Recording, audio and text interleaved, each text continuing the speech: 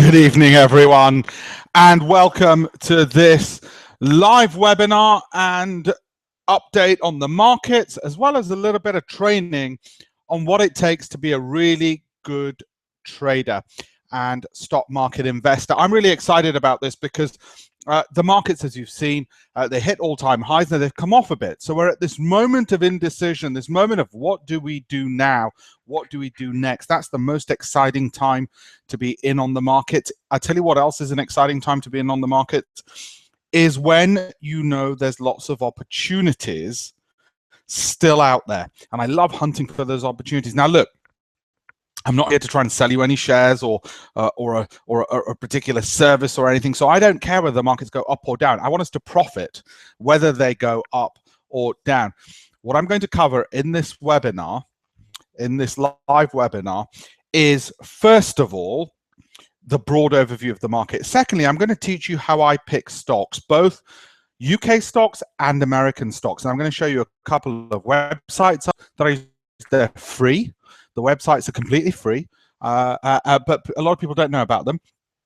I'm not linked to them or affiliated to them, but I just think they're great tools, and they give me a great way in which to teach you how to pick stocks.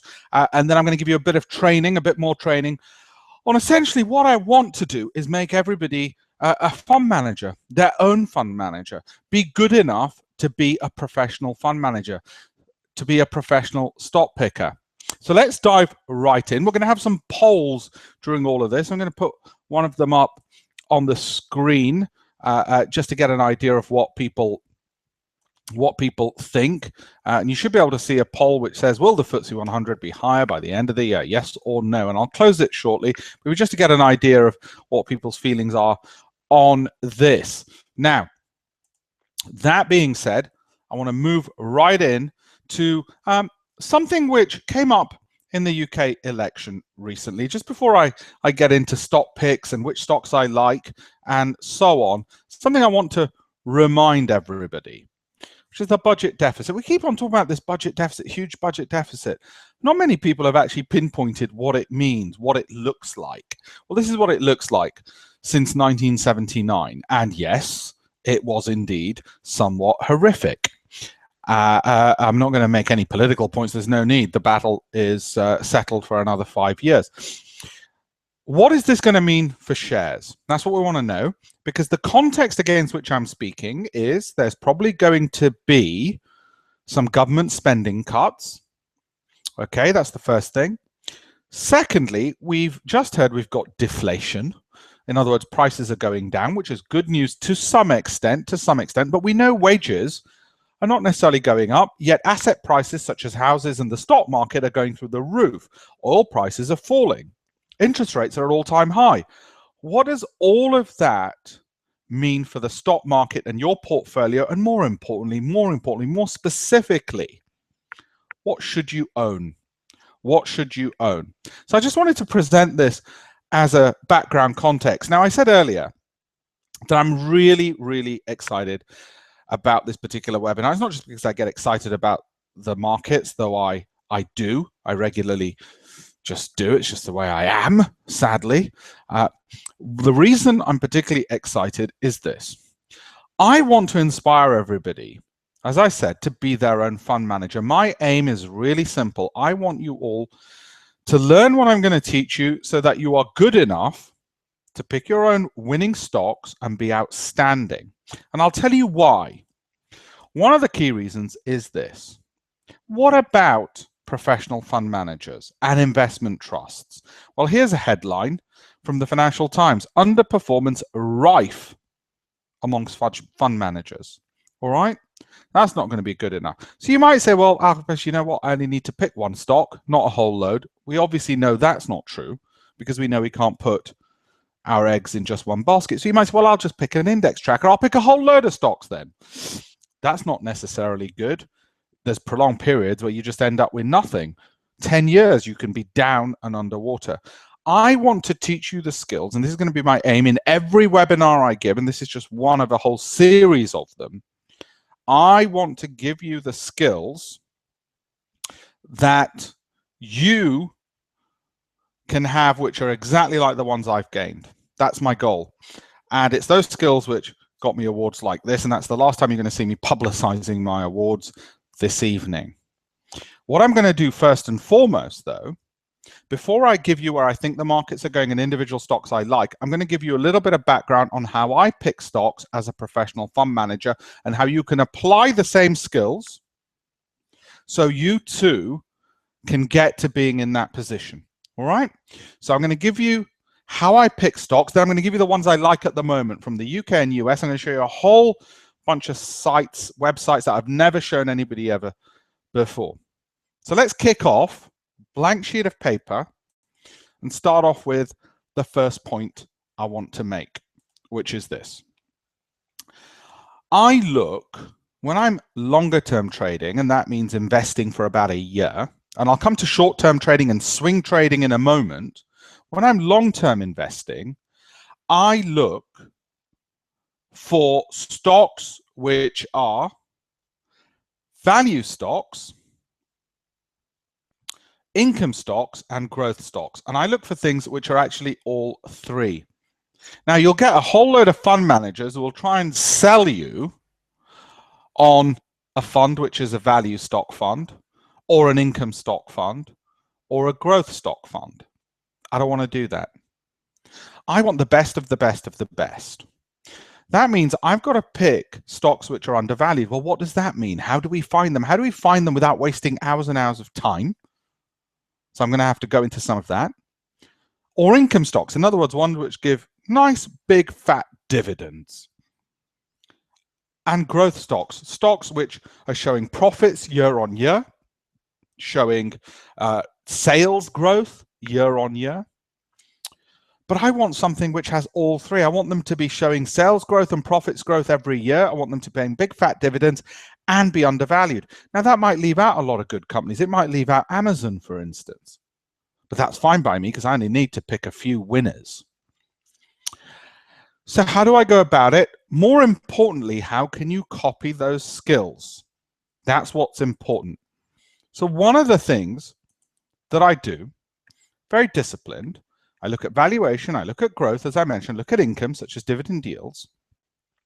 And the reason for doing this is I then avoid the pitfalls of each individual style and instead capture the best of all three theories. And I'm going to give you stocks in a second which fit exactly this model, the ones that I like at the moment. So if you're a short-term trader or a long-term trader, you're going to get some great picks in a second, but I need you to understand this because I want this to be training as well as just giving you names of stocks I like. Okay?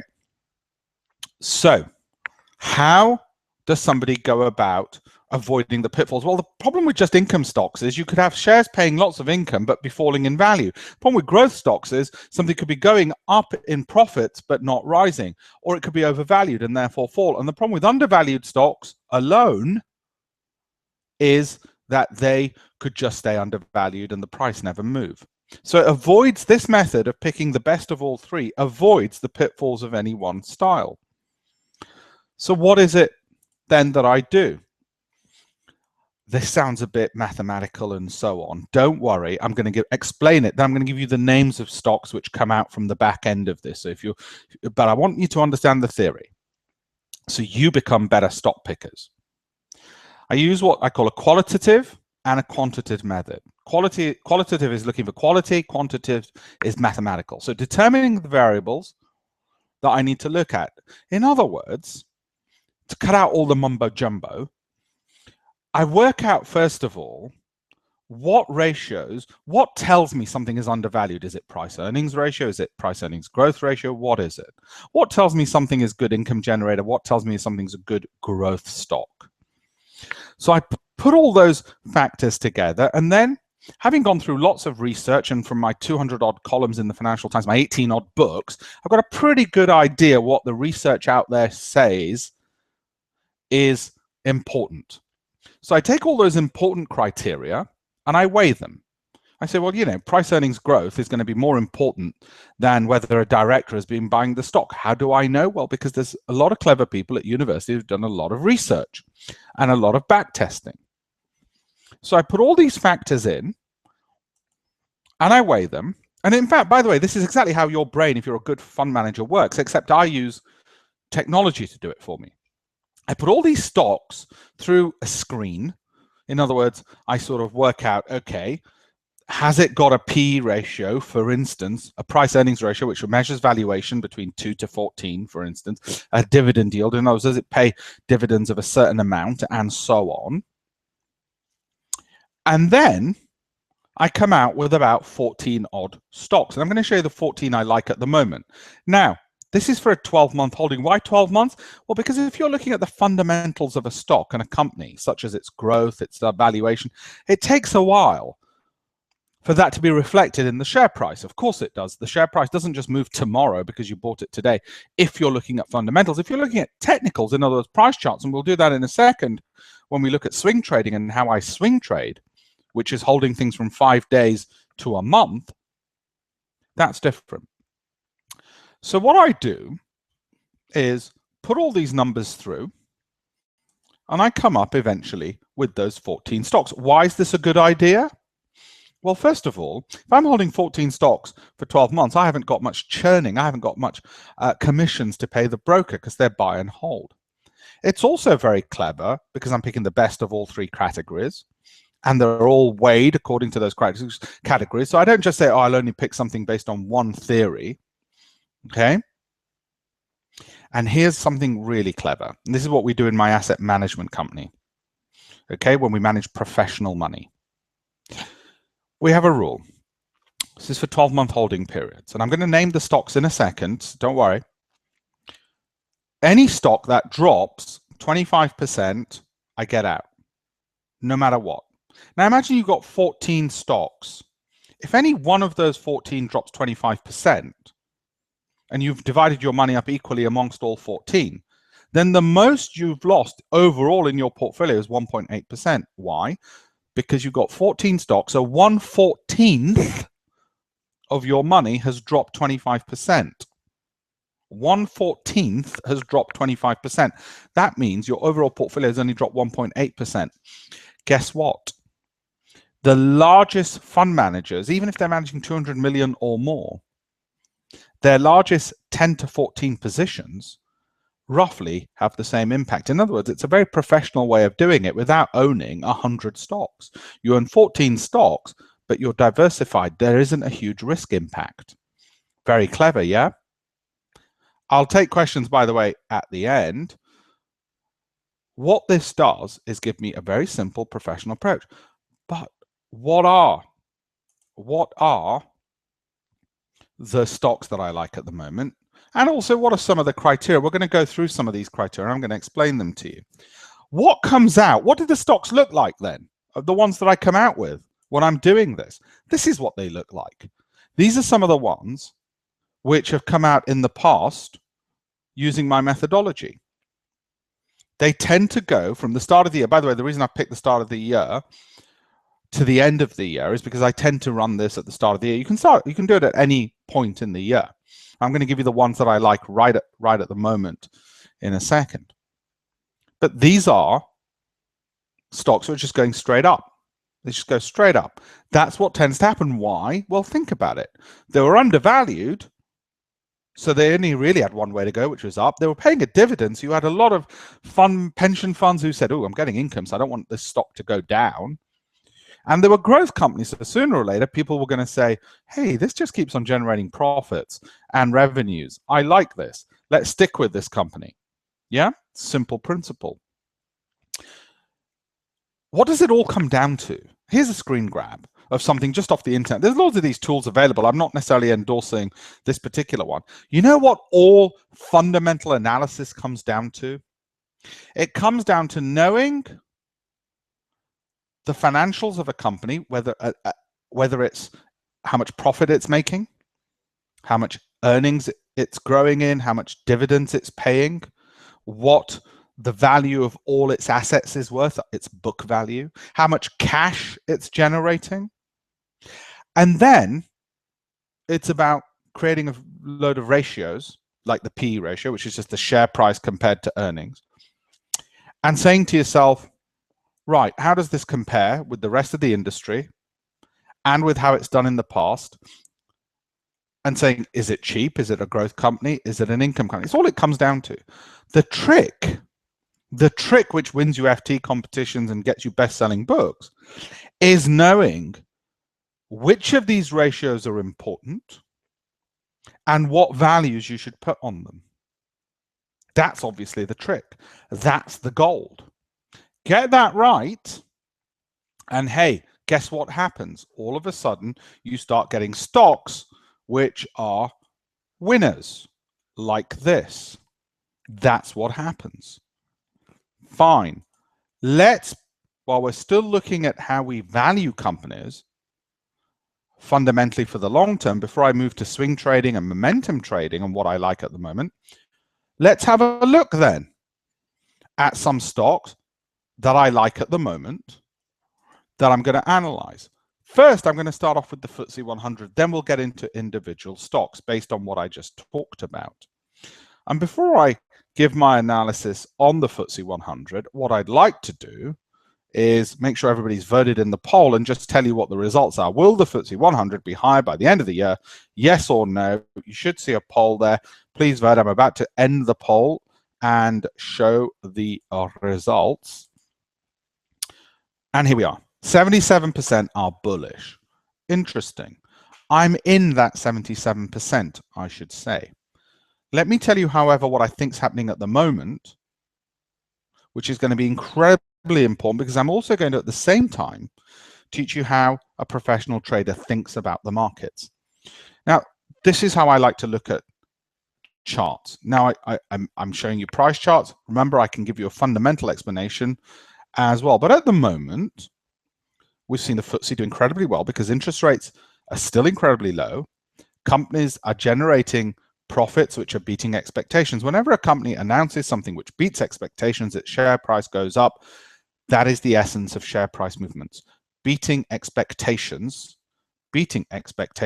is when company share prices go up. Why are we still beating expectations when we've gone so high? Well, our expectations are still a little bit pessimistic because we see the budget deficit, because we are quite shocked that a population which was so debt-ridden seems to manage to spend enough money in the high street. So our expectations are low. And if you've looked at Marks and Spencer's, for instance, which I heard on the news is up 33% over the last, and let's actually just have a look at that for a second, over the last few months, then you instantly know that if it's moved up so much, then surely, and you can see how much it's rocketed up, then surely the share price is rising because every day it beats our expectations and it announces earnings which beat our expectations. So if that's the case, we'll return to stocks in a second. Let me just show the Footsie 100 again. Forgive me for just using the software to do it. It just makes life a lot easier to show you things right away. Now, what I look at, so I'm going to give you training as well as my views. What my years of experience have taught me. This is a momentum indicator, the MACD. Okay? And when this is flat and not moving up, then I'm neutral. The stochastic is a little bit more premature, a little bit more sort of excitable, so it shoots up. Just ignore the RSI in the bottom for now. Okay, what's this telling me? Well, at the moment on a daily chart, if I was a swing trader or a momentum trader, somebody who wants to hold things for 5 days to a month, I've got to be a bit neutral on this. I can see the upward trend, but I don't want to be taking a trade unless I am absolutely damn it sure. I tell you one other trick that I use, not just the MACD. I then look at the weekly chart, and that gives the game away. Because if I'm trading on a daily chart, which might be for positions for 5 days to a month, it's the weekly chart which really tells me which way the wind is blowing. And the MACD is overbought. It's right at the top, and it's looking to go lower. It's looking to go lower, so is the stochastic, which is a lead indicator. It's a bit premature. It does it first always. It gives you an advance warning, but not necessarily one you want to take, because it can then flip around as well. Okay. And the MACD can be a bit slow and late. This is moving downwards. I'm not happy about that. Okay. By the way, for swing trading, what do I look at? That sort of moment. Look at this. Just look at October. Okay. And you can see how when this is rising sharply, the price rises sharply. That's what I'm looking for. I'm looking for patterns.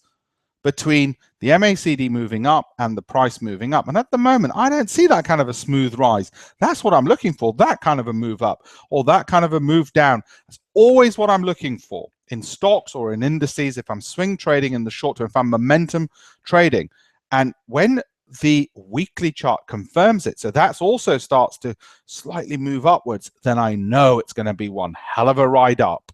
Okay, so if the daily and the weekly MACD are rising sharply upwards, I want to be long. If not, I don't have enough evidence in my favor. Won't do it. Won't take that position. What about those individual stocks? Now, I said to you earlier, what I do is look at the growth, value, and income criteria. Look at all those little figures, and then I put them all together and I come up with numbers. Well, at the moment, I'm going to start off with the 350 largest Footsie companies, okay? And these are my ratings for them. There you go. Okay, 9 out of 10. So it's scored. If you think about it, it's relatively straightforward to do. I find which ratios I think by lots of research and back testing are the most important. I then weigh them and then I score everything out of 10 so I can instantly look at it. These are my numbers at the moment out of the 350 largest British companies. If you want to know which holdings I like for the next 12 months the most, this is them. Okay, you can see it on screen. By the way, you should also be able to, with this, you should also be able to take an image of what you can see on screen. There should be a little camera button where you can capture the screen if you wish. You want to see the worst ones based on the theory that I gave you, and don't forget, this is what we use in our asset management. It's what wins competitions in the Footsie, in the Financial Times, and so on. These are the ones I like the least because of their scoring. Okay, let me just show one or two of these, and you can see, yeah, it's been skyrocketing, but it's still at a 9 value growth rating. I'm afraid it's still at a 9 value growth rating. Okay. By the way, I should say, if anybody wants to ask questions at any point, just put them on screen as they come up and I'll come back to them and answer them. But if anything occurs to you at the time I'm speaking, feel free to ask those questions at any point you wish. Okay. And these are the ones, like I said, for a 12-month holding period I like because they're based on valuation, growth, and income. You might say, Alpesh, you are absolutely nuts because look at how much they've risen. You're right. But wasn't it 3/4 of you who said the FTSE is going to be higher than it is by the end of the year? And if it's not, then I want good individual stocks in any event based on valuations, based on growth, based on technicals. Now, you'll see with these, the great news is they've all got a nice significant upward trend. Like I said, Alpesh table there. That's not all though.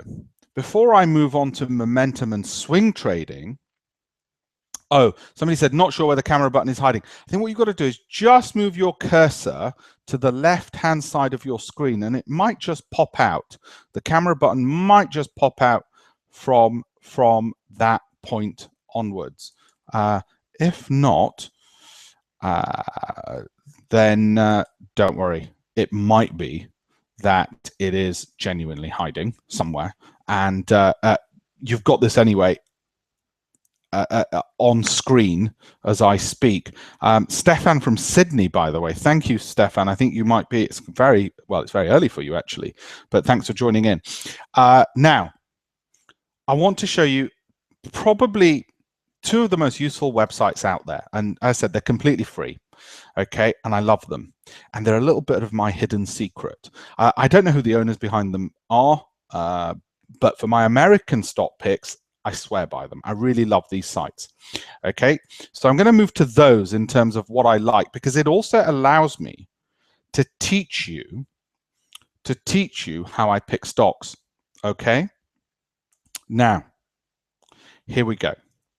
And I say, please keep your questions coming in. I'll come to them at the end, most probably. Well, definitely rather. This is the first one. that I like. Motif Investing. Actually, I do know who's behind this. It's a chap. It's an Indian chap. I've never met him. It's an Indian chap. And I tell you what I like about this. Now, this is for my US stock picks. Now, remember, nowadays, whether you're spread betting or buying shares from a broker, you can do it just as easily. I tell you what I like about this, and this is going to give you an insight into how to pick world-class stocks. What I like about this is a lot of people will turn around and say, hey, Alpesh, you know what? I like this particular theme. I like the fact that, for instance, drug patents, that a lot of drugs are coming out of patent so anybody can produce them, or battling cancer. There's a lot of cancer around. What the hell? Do you know, we should, that's interesting, isn't it? For instance, they might say, okay, or biotech, or cybersecurity. I hear the Prime Minister keeps on banging on about cybersecurity. Caffeine, never been more popular than ever. What about electronic trading, Alpesh? What are the companies making money in there? Big data I heard about. Great. So we look at themes, and you can see a lot of themes here. I'm going to pick one in a second and show you how I like to pick stocks. Okay, so it's educational, the point of this webinar, and also I'm giving you specific names I like and love. So I want to train you up on this. And then I'm going to show you right at the end how you can get even more training, because I want you in the shortest space of time, the most efficient space of time, to have got the best education. Okay. Now I've got a message from Morgan saying no sound or vision. Can everybody just one or two of you just type in that you can all hear me very clearly and you can see the screen as well. Just want to make sure that is indeed the case, and that everybody can see everything nice and clearly and hear exactly what I'm saying. Obviously, if nobody types in, then I'll know very quickly that you can't hear me. Well, you must be able to hear me, because Stefan said, where's the camera button? Morgan, it must, well, Morgan can't hear me, so there's no point talking to Morgan. Going back to this, hot retail, vanity companies, you might have a view on this, because you'll say, you know what, the growing consumer focus on wellness and beyond beauty suggests demand could rise for newer products and technologies. Actually, it's really wealthy people, okay? It's the wealthy people who never get poor, even when the market falls. Thank you, everyone, for typing in. It's all good. I'm going to continue. Then there's people who ask me about Asian companies. So I'm going to go through some of these and show you which ones I like the best and why. Or modern warfare. We live in a very dangerous world. When I look at something like this, these themes, I get excited. Okay, not all of them. Wearable tech. Blimey heck, everyone's getting so blooming excited about wearable technologies. Guess what? There's a whole theme around it. Which one should I pick? Let me pick one which has been, as a sector, what I like to do is I like to pick the ones which have been doing rather well. Not the ones which have done the best, because then I think they might be ready to go down. Something sort of in the middle, but which is a technology or an area which I'm still hearing a lot about. Let's take medical devices. Okay. Take medical. Actually, no, I'll tell you what, you guys vote. You tell me any of the ones that you've seen and put them through. Just type in and then we'll see. And then I'll pick one of these ones over here. Okay, I've got China Internet. Okay, that's come through. Right. So it's up 27%. I want a sector which has been rising. But then within that, I've got to be smart enough. I've got to be smart enough to know it's rising. I want it to beat the S&P 500. Good. That's the next thing. Okay. Simon said, could I mention the English companies? I will come back, Simon. I'll actually name them in a second as well for you, because you couldn't read them. The reason I say to people, don't just focus on English companies, by the way, is because you need to diversify globally. So these are the things that I want when I'm picking a winning portfolio. It's up, it's beaten the S&P 500. Then I want it broken down by segments within China. So e-commerce, portals, gaming, subscription networks, social networks, that's done for me. But I don't just stop there. What I need to do after that, what needs to happen after that, is I'm looking for companies which within that overall sector are up and are at least a billion in market cap because I want big players. I just don't want to take the risk of some small company. You might disagree with me. That's fine. That's your prerogative. And guess what? All of a sudden, I get names I didn't even know existed. I don't necessarily want ones which have just gone mental, but had you heard of Cunard Cayman Islands? $6.1 billion in Chinese e-commerce, and it's up 132%. You might say, well, blimmin' heck, Alpesh. Bit dodgy, isn't it? Chinese company. No, it's an American company. These are all listed in America. So I've got all the American accountancy security for whatever that's worth something.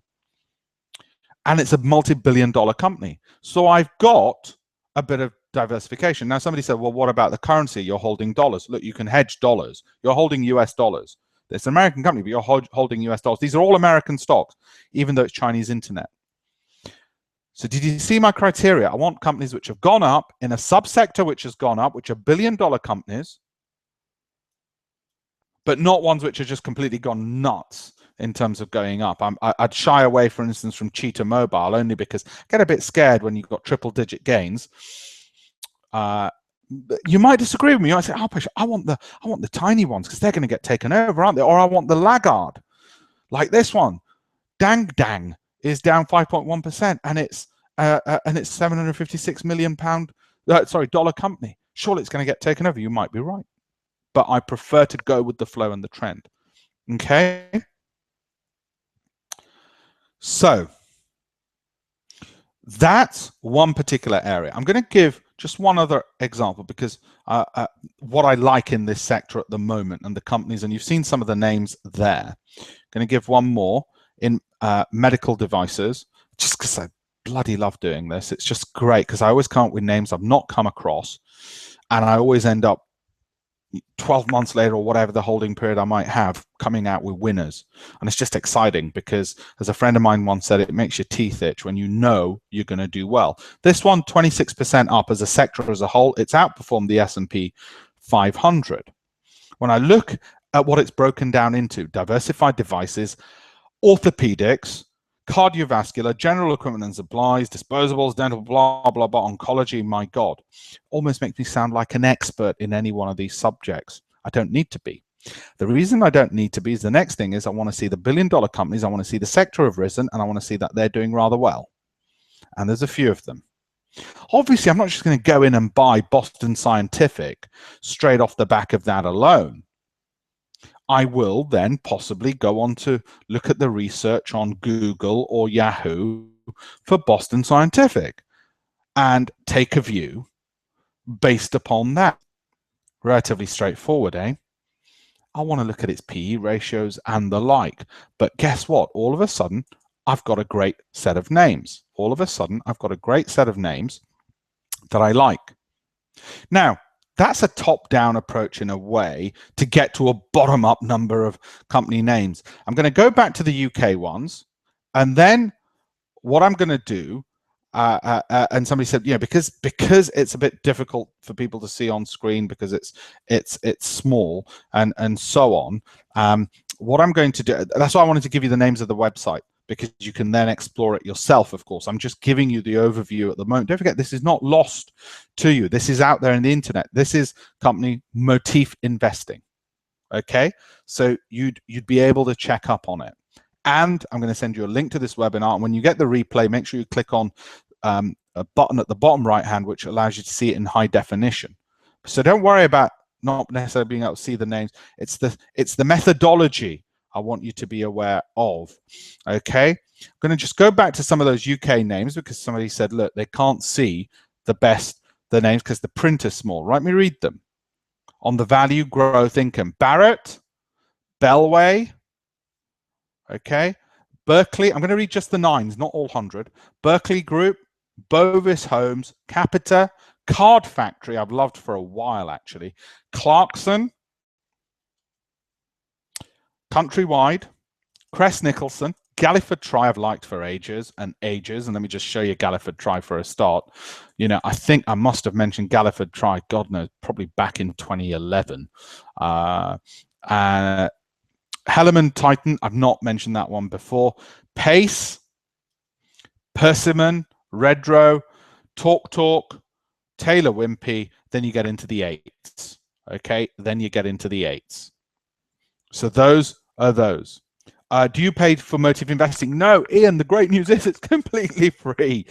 What I like to do when I'm educating people is give them things which are free, which are out there, which I think are just innovative. It's my job. Ever since I used to write the column in the Financial Times, you know, it was to find the best stuff that was out there, the absolute best stuff. I know the print's small. It's just because the screen's a bit small. And I can probably, it's probably too late to do this now, but in future, I will make sure that I create somehow bigger screens for you. So that's one. I want to do something else for you as well. Okay. I want to show you another site which allows me to value stocks. Yes, you're right, Michael. Very property focused. That's just how it's come out. Property companies are going through the roof. Their growth in profits and income, but they're still relatively undervalued. It's just what the numbers are telling me. It's what the number. And you're right. You should possibly look at buying the sector, not just every single builder. Don't forget, if you buy 10 stocks in the same sector, you're actually just buying one big stock. Okay, so you'd be doing too much into just that sector if you bought all of those. Right? You want to be still diversified across sectors. I'm going to just touch upon the technique I use to value US stocks, because I really think people should diversify UK stocks. Okay. And there's another great free website, which I think is probably one of the greatest websites out there, which most people haven't come across. So I want to take you to, this is the kind of stuff I like to teach people, stuff that they've not come across. And it's this one. It's a company called Vuru, V-U-R-U. It's free. And I'm going to teach you something, which is probably the most incredibly important way of valuing stocks. And guess what? It's not the price earnings ratio, which what people think. And I'll tell you something else. You'll never hear Warren Buffett talking about the price earnings ratio because he doesn't believe in it. And the reason is because it doesn't actually work as the best of all predictors. A lot better, something called the discount cash flow. Let me explain this. Okay. The great thing is this is free. So I went to vuru.co, V-U-R-U.co. Okay. I put in Apple and it says the current price is $129. Now, I put in Apple because it's popular. Everybody knows Apple. I also happen to be an Apple shareholder. Trust me, even if you all went out and bought Apple, it's not going to move the price an inch higher. So that's not why I picked Apple. It's because it's a stock we can all relate to. But I want to teach you something about valuation, which you've probably never, ever, ever seen. And I can tell you it's probably one of the most important things out there. And it's this.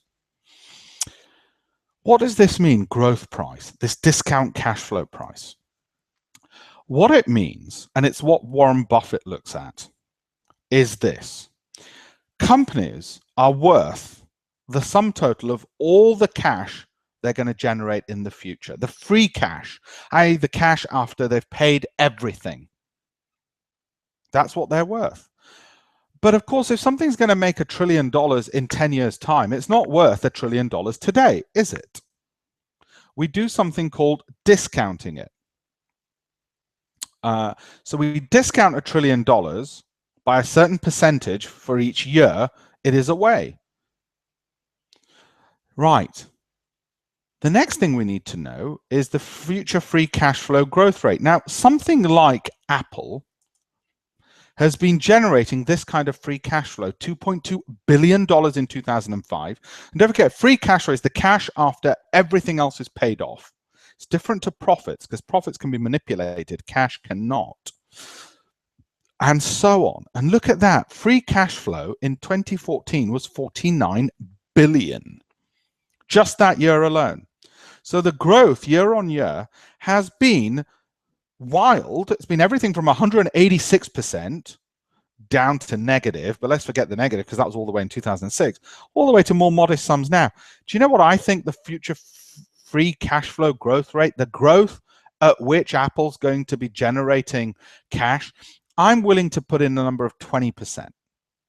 They've got new products. Now, some of you might say, nah, Alpesh, you're wrong. 15. 15. You can put it in your in the chat box if you like. And we'll have a little competition. But let's just say, because I know for the last few years it's been a bit low, but then occasionally it just blows it out of the market, doesn't it? So let's say the future free cash flow growth rate is going to be 20%. Okay, fine.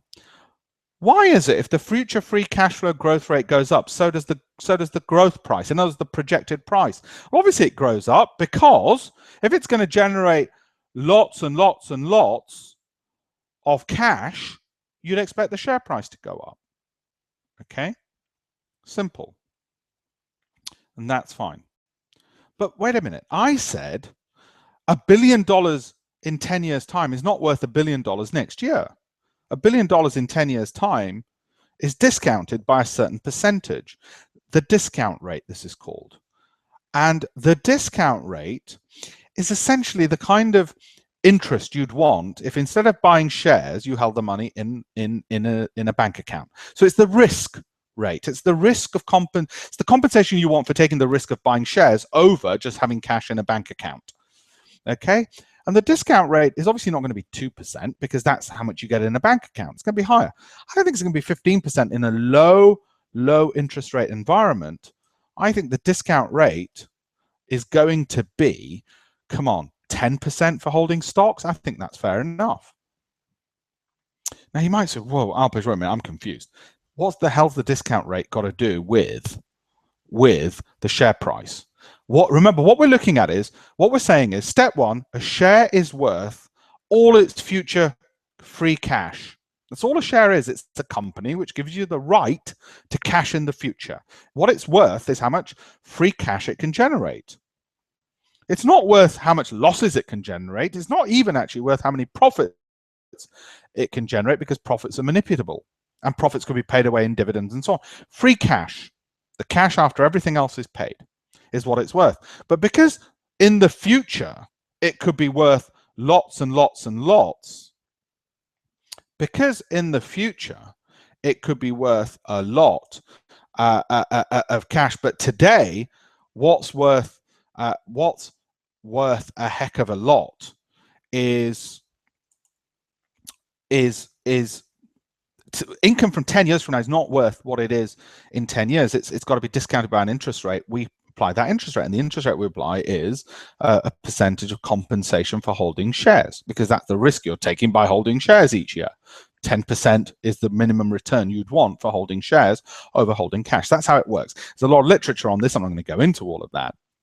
This tells me that Apple is currently undervalued because it's currently $129, and the growth price is a discount cash flow valuation. This is the value of the company if it continues to grow at its current rate. More specifically, calculates the present value of the free cash flow a company will generate in the future, $209. Okay, that's that. Now, a lot of people are talking about hedging. They're saying, Alpesh, what about the dollar? It goes wild. You're absolutely right. There is always a currency risk, which could work in your favor or against you, or you could look to hedge it by taking most people don't bother hedging. So I'm not even going to talk about hedging. Okay. When did I buy Apple? John, brilliant question. Initially, it was in 2003, and the reason was I was getting in on my hedge fund, and I can tell you there were certain stocks which basically made the hedge fund a success. Apple and then BlackBerry at that time as well were two of them. So originally into Apple back in 2003, but I've been in and out with the holding size many times in between, because I haven't just held it and forgotten about it. Sometimes I've added, sometimes I've taken a bit off. Recently, I don't think I've changed the position for about 3 years or 4 years. I think it's just been in there. And I'm now planning to hold it till I die, unless something drastic happens to the company, not to me. So that's undervalued. Now, I'm not going to go into these other things. I just want to let you know this website exists. Things like economic moat. Remember I told you earlier, there's a lot of ratios and factors which are relevant to whether or not a company is well valued, well run, should be bought, likely to go up in price. I don't want to go into all of those. I've got a course which does that. We'll deal with that at another time. What I do want to do right now is turn to swing trading, and then what I want to do is turn to those questions that you've been asking. Okay, I want to go back to all of those. Okay, now here we go. And discount cash flow is something which, well, we use in a private equity context as a fund, and it's what all the private equity firms use. It's also what Warren Buffett uses as well. Now I'm going to keep the questions coming in. I'm going to come back to them all. I want to go back right now to swing trading when we're trading online and what I like at the moment when it comes to that. Okay, so this is where we left off, momentum, and how I pick individual stocks for the short term. And I'm going to give you a quick rundown of the techniques I use, which again have won me competitions and so on. Momentum trading is simply this. It is something moving in a trend like this. For those of you who don't know what support and resistance is with share prices, this is the best way to depict it. 99.9% of you will know this. It's just a refresher. This is critical to me, and I'm going to show you the strategy that I use probably more than any other, which is this. Okay. I look for a stock moving in a downtrend, then breaking out of that downtrend, which is 0.2. Then I set a stop loss at 0.3, which is the point it should not go to if the breakout is genuine. And then I set a target, which is 0.4, based on a recent reasonable price level. Then I ensure my reward is greater than my risk. So there's a lot of information here, I know. I ensure my reward is greater than my risk. In other words, the difference between the target and the entry is greater than the entry and the stop loss. And finally, I make sure that if I am wrong and my stop loss is hit, if it's hit, then I don't lose more than 2% of all my trading capital. That in a slide is one of the most important strategies, which includes money and risk management. How do you put the odds in your favor of a breakout? How do you find a breakout? The next slide teaches you. So I've condensed into 2 slides the essence of my swing trading strategies. The first part is the breakout. The next most important part of swing trading for short-term gains, I look for this kind of position. So the breakout is at the top. You can see it. You can see where I've done the breakout. Okay. There. I look for the MACD to be flat or rising preferably, and the stochastic to be rising because it's a premature indicator. That puts the odds in my favor.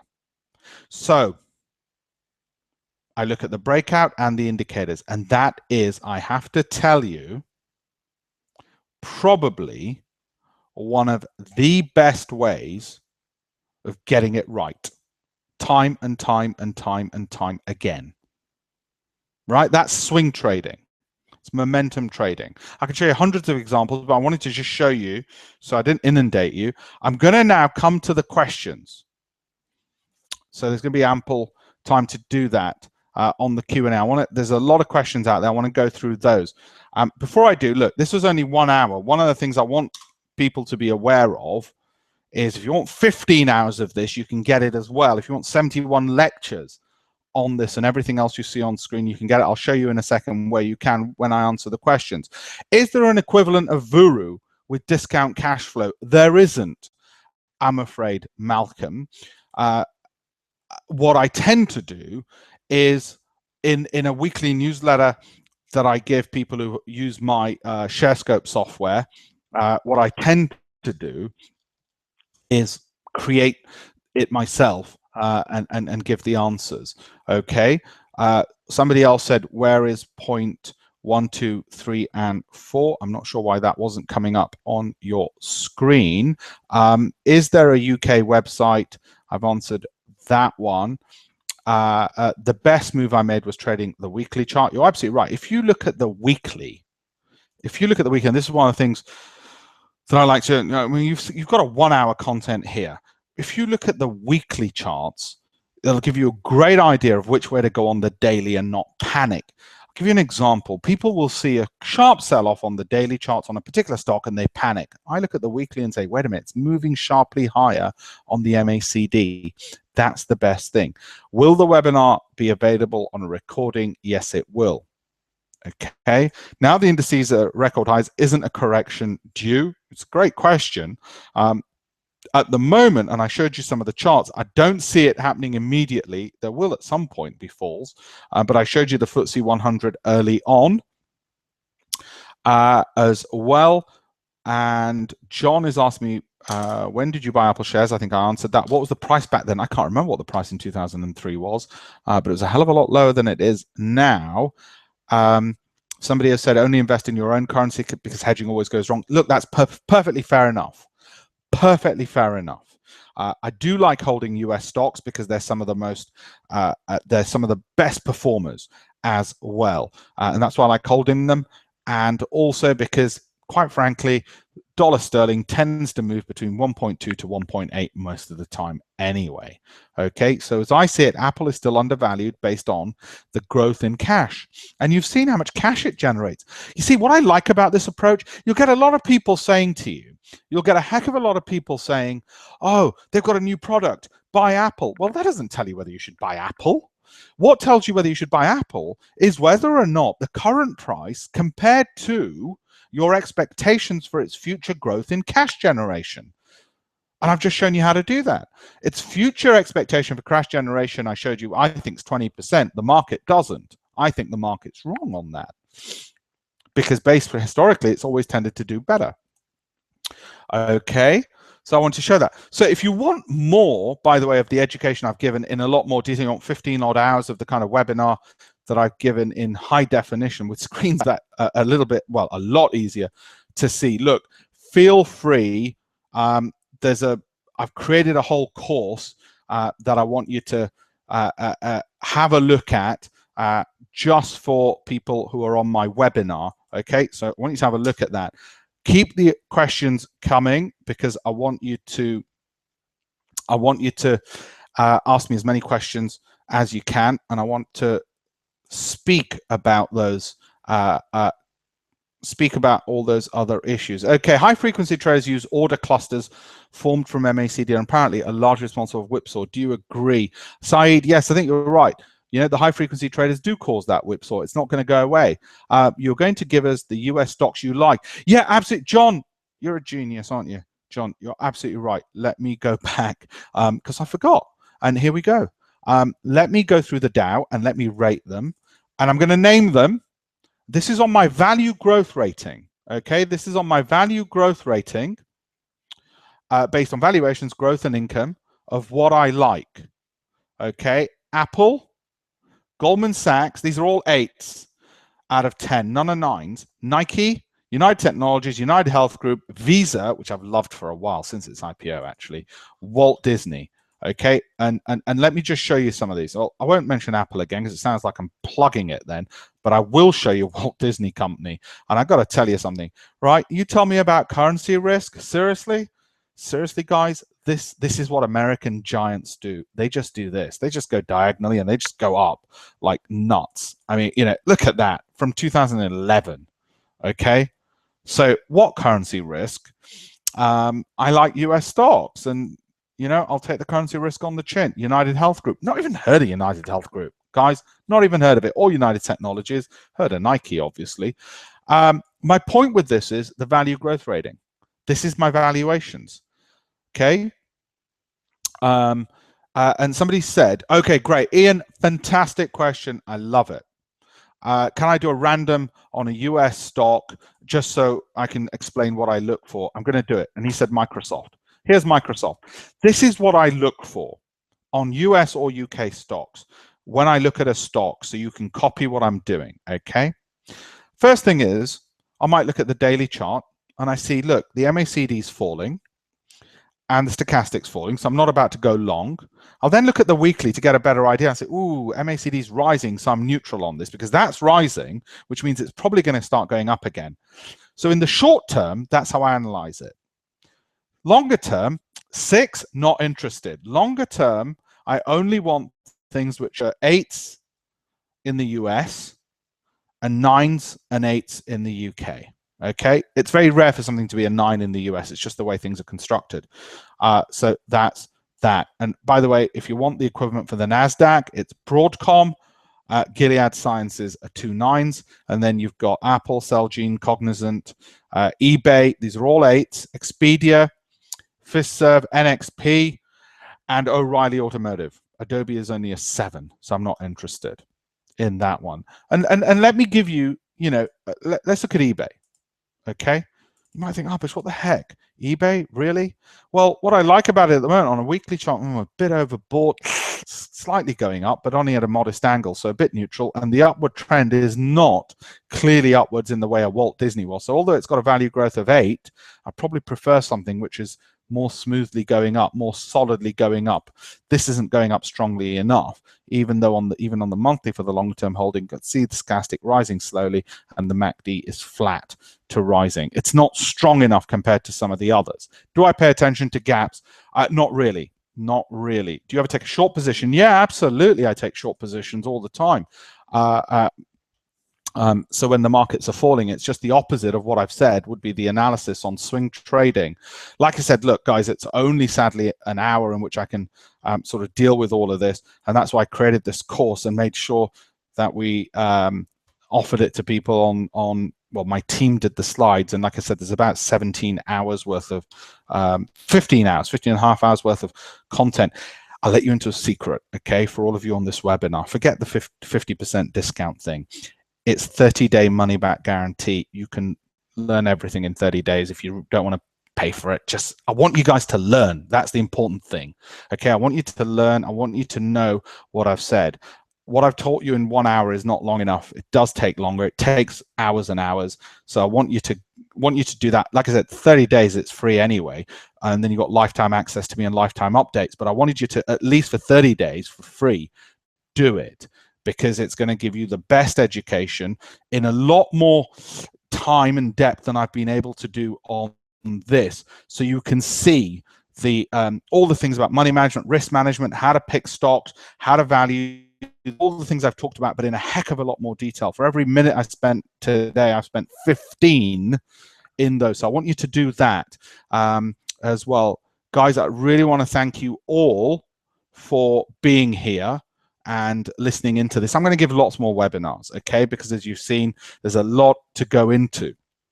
I hope you'll join me on the educational trip. Really do, and we'll learn together. Like I said, online, when you click on that link which has come up on the pop-in, that you can see online, what you'll be able to do is also email me and also get updates, because what I do is I upload new videos all the time, and there's downloadable books on there as well. And for those who are more into FX trading, they have that. I have even that as well. So just wanted to let you know about that.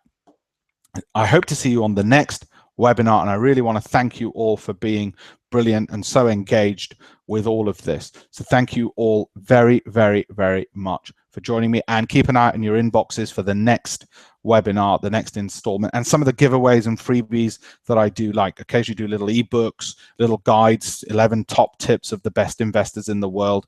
I'll look to PDF some of those, send you links of fresh new videos that I've done, and so on. But like I said, hope to see you on more of my webinars and more of my free trading as well. Thank you all so very much.